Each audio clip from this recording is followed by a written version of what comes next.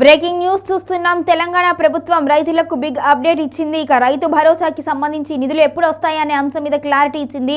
జనవరి నెల చివరిలో ఈ నిధులు జమ చేసే అవకాశం ఉన్నట్లుగా తెలుస్తుంది. గణతంత్ర దినోత్సవాన్ని పురస్కరించుకొని నిధులు జమ చేసే విధంగా ప్రభుత్వం అయితే కార్యాచరణ సిద్ధం చేసింది. అయితే ఈ నెల 13వ తేదీన సంక్రాంతి పండుగ సందర్భంగా నిధులు జమ చేస్తాము అంటూ వ్యవసాయ శాఖ మంత్రి తుమ్మల నాగేశ్వరరావు ఇటీవల ప్రకటించారు. అయితే దాన్ని మారుస్తూ ఇప్పుడు ప్రభుత్వం అయితే నిర్ణయం తీసుకుంది.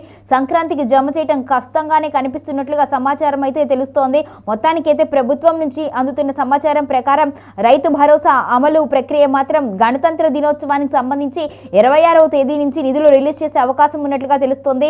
ఇక ఈ విధంగా రైతుల ఖాతాల్లో అయితే అప్డేట్ వచ్చే అవకాశం ఉన్నట్లుగా తెలుస్తుంది. జనవరి చివరిలో జమ చేసే అవకాశం ఉన్నట్లుగా ప్రభుత్వ వర్గాలు అయితే చెబుతున్నాయి. అయితే శాటిలైట్ సర్వే వలన రైతు భరోసా నిధులు విడుదలలో జాప్యం జరుగుతుంది అని కూడా చెబుతోంది. శాటిలైట్ సర్వే వివరాలు ఇప్పటికే కంప్యూటర్లో స్టోర్ అవ్వగా వాటిల్లో పంట సాగులో ఉన్న భూములను గుర్తించే అవకాశం ఉంది. ఆ తరువాత ఈ ప్రక్రియ ప్రకారం ఇక జనవరి 20 నుంచి మొదలు కానున్న రైతు భరోసా నిధుల ప్రక్రియ అయితే 10 రోజుల్లో పూర్తి చేసే విధంగా చర్యలు తీసుకోబోతున్నట్టుగా తెలుస్తుంది. మొత్తానికి 6,000 చొప్పున నిధులు అకౌంట్లో జమ చేయనున్నారు. జనవరి 26వ తేదీ నుంచి రైతుల అకౌంట్లో ఎకరానికి 6,000 రూపాయల చొప్పున నిధులు జమ చేయనున్నారు.